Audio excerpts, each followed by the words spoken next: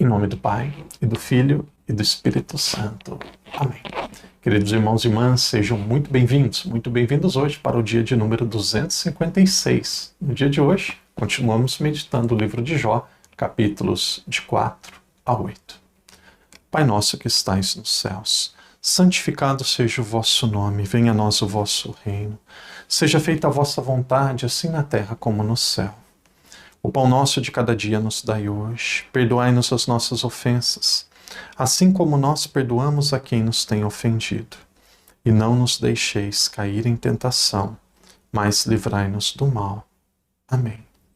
Ave Maria, cheia de graça, o Senhor é convosco.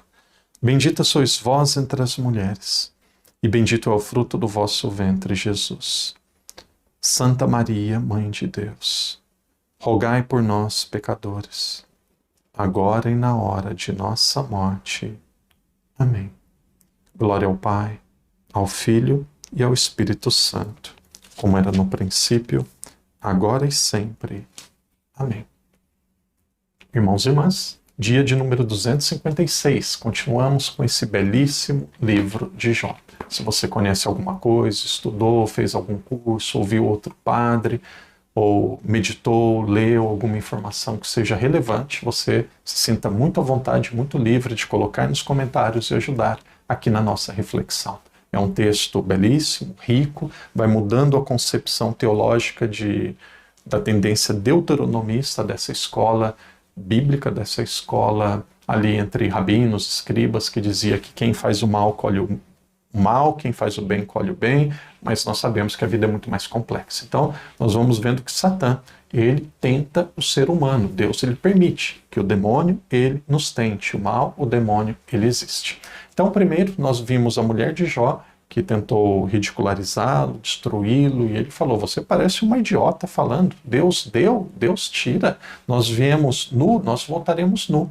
E aí ele tinha 3 amigos, os amigos ficaram observando, e depois Jó observar os amigos, vendo tudo que ele passou. Primeiro ele perde coisas materiais, depois ele perde nessas coisas materiais a casa, e aí depois ele começa a sofrer no corpo, que ele tem que pegar um pedaço de telha para se coçar. E aí um sofrimento de raspar a cabeça, um sofrimento enorme.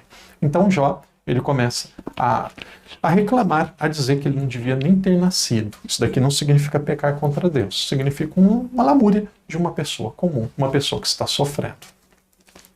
Agora nós vamos começar um novo ciclo, uma nova forma de compreender, de ver a ação do mal contra Jó.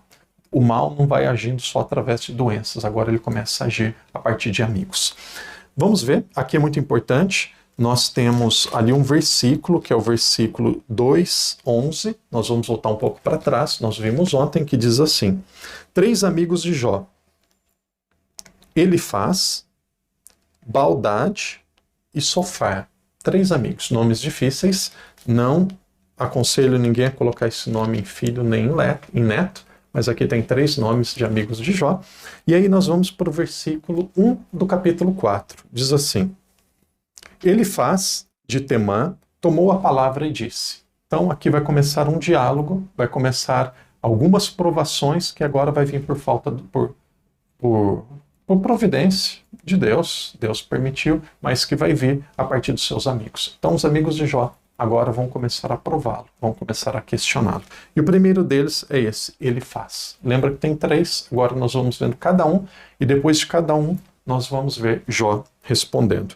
Então vem esse primeiro, ele diz assim, se alguém se dirige a ti, perderias a paciência, porém, quem pode refrear-me as palavras? E aí ele vai questionando por que Jó estava perturbado, passando por aquilo. É como se fosse um questionamento. Olha, por que você se perturba? Por que você está passando por isso? E aí é como se fosse ali uma provação, como se fosse alguém cutucando ali com agulha. Gosto muito do versículo 7, que diz, 17, que disse assim, pode o homem ser justo diante de Deus, um mortal ser puro diante do seu Criador? Como se estivesse mostrando que Jó era pecador mesmo, que ele era assim. Essa visão ainda, olha, por que você sofre? Porque você é um pecador. Pode ser alguém justo diante de Deus? Tendência deuteronomista. Pode ser alguém justo diante de Deus?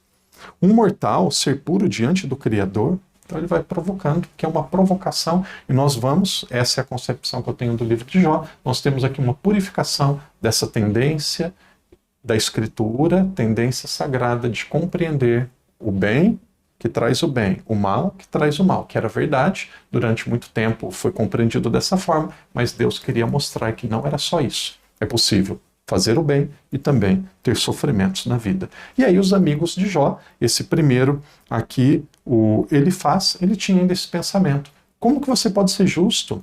Que homem que é justo? E aí era como se estivesse alfinetando Jó. Você está sofrendo porque você é pecador. Você está sofrendo porque você fez o mal. Imagina que conflito, que mal que eu fiz. Como que pode ser isso? Então aqui nós temos esse primeiro amigo. Grita para ver se alguém te responde. A qual dos santos te dirigirás? E aí o texto continua. Vi um estulto deitar raízes, e no momento eu amaldiçoarei sua casa. Que seus filhos sejam privados de socorro, pisados à porta sem que ninguém os defenda. Então o texto vai dizendo, vai questionando, e aí depois ele termina, esse primeiro amigo, ele termina o seu discurso, termina ali no capítulo 5. 4 e 5. Esse amigo de Jó, ele vai provocando Jó. E aí chega o momento da resposta. Capítulo 6 começa assim. Jó tomou a palavra e disse. Então o amigo disse, agora é Jó que vai dizer. Aqui nós temos aqui Jó, ele se justifica por suas palavras, que diz assim, se pudesses pesar minha aflição e pôr na balança meu sofrimento, seriam mais pesados que a areia do mar. Por isso as minhas palavras são desvairadas. Você sabe o que eu estou passando? Você sabe o que eu estou vivendo? E aí ele vai dando algumas comparações. Olha, ele vai dizendo o que ele estava passando. Ele comia e não tinha paladar. E olha esse exemplo aqui, por exemplo, versículo 5. Porventura, zurra o asno quando tem erva? Ou muge o boi diante da forragem? Come o manjar insípido sem sal? A clara do ovo tem algum sabor? Dizendo que ele comia, não sentia, não tinha paladar, dizendo aqui do seu sofrimento. Versículo 14. Recusar a misericórdia a seu próximo é abandonar o temor de Shaddai, de Deus. E aí continua, meus irmãos atraiçoaram-me por uma torrente, como canais de um rio que transborda. Então ele vai dizer do seu sofrimento, e aqui ele vai começar a questionar. Como que você disse que eu estou reclamando, estou desabafando, se você não sabe o que eu estou passando? E ele vai dizer tudo aquilo que ele está passando, e ele questiona que uma pessoa que é amiga, ela deve ser também misericordiosa. Capítulo 6 e 7, nós temos aqui o capítulo todo, os 6 e 7, Jó dando a sua resposta para esse amigo. Ele não peca, mas ele abre o seu coração. E aí podemos ver aqui vários versículos. Capítulo 7, eu iria agora para o versículo, vou agora para o versículo 15, que também chamou muito minha atenção. Preferiria morrer estrangulado antes a morte que meus tormentos. Eu zombo de mim, não viverei para sempre. Deixa-me, pois os meus dias são um sopro. E aí ele começa a reclamar da sua vida novamente, devido a tudo aquilo que ele tinha passado. Versículo 20. Se pequei, que mal te fiz com isso, sentinela dos homens? Por que me tomas por alvo? E cheguei a ser um peso para ti? Por que não perdoas o meu delito? E não deixas passar a minha culpa?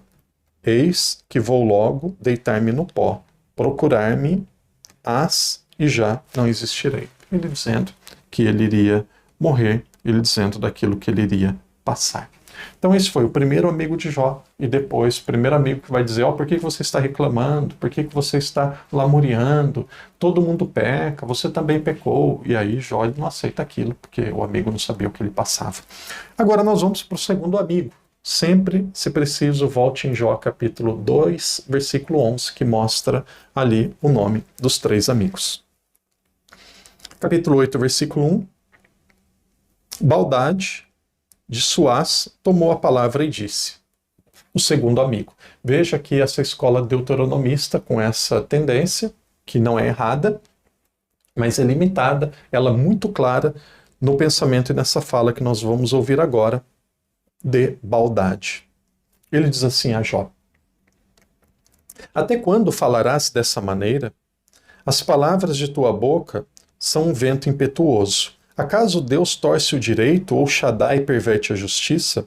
Seus filhos pecaram contra ele e entregou-os ao poder de sua falta. Quanto a ti, se buscas a Deus, se imploras a Javé, se és irrepreensível e reto, desde agora ele velará por ti e restaurará teu lugar e teu direito. Se você é justo, olha, se você é justo, seus filhos pecaram, mas se você é justo, Deus vai velar por ti. Se você está no direito, Deus vai te dar o que é bom. Ou seja, se ele estava sofrendo, se ele estava passando aquilo de ruim, é porque ele não era bom. Se ele está recebendo aquilo, é porque ele tinha feito algo de ruim para Deus. Era aquilo que era a concepção, naquele momento, a concepção naquela hora. E aí, um pouquinho adiante, nós temos o versículo, nós vamos mais para o final ali, nós temos o versículo 29 que diz assim: Não, Deus não rejeita o homem íntegro, nem dá a mão aos malvados. Pode ainda encher a sua boca de sorrisos e seus lábios de gritos de júbilo. Teus inimigos cobrir-se-ão de vergonha e desaparecerá a tenda dos ímpios. Veja, Deus não rejeita o homem íntegro, nem dá a mão aos malvados. Dizendo, Deus não rejeita uma pessoa que é boa. E se você está sofrendo isso, significa que Deus te rejeitou. Será que, no fundo, será que você é bom mesmo? Então aqui tem um grande questionamento. Aquilo que o nosso grande homem, Jó, estava passando. Muitas vezes pode acontecer isso na nossa vida. Esse é o livro da nossa vida. Muitas vezes questionamos por quê? Por que comigo? Por que eu passo por isso? O exemplo de Jó nos ajuda a compreendermos que muitas vezes nós não merecemos porque nós não fizemos o mal, mas nós merecemos por quê? Porque Deus deseja santidade. E a santidade ela é provada, purificada e alcançada com os desafios da vida. Irmão e irmã, que Deus te abençoe, que Deus te proteja. Amanhã nós começaremos no capítulo 9. Fique com Deus e até amanhã, se Deus quiser. Em nome do Pai, do Filho e do Espírito Santo. Amém.